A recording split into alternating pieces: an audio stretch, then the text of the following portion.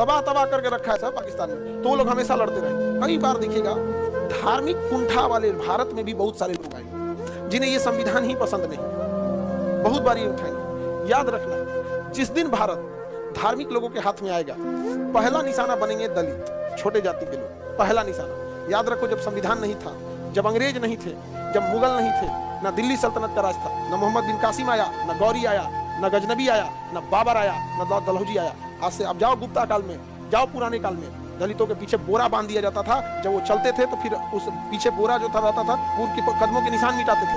आगे घड़ा बांधा जाता था कि हल्का सा कहीं थूक या पसीना ना गिर जाए, उसमें हो जाए। जाओ उस काल में जब यहाँ कोई विदेशी आक्रमणकारी नहीं होता था।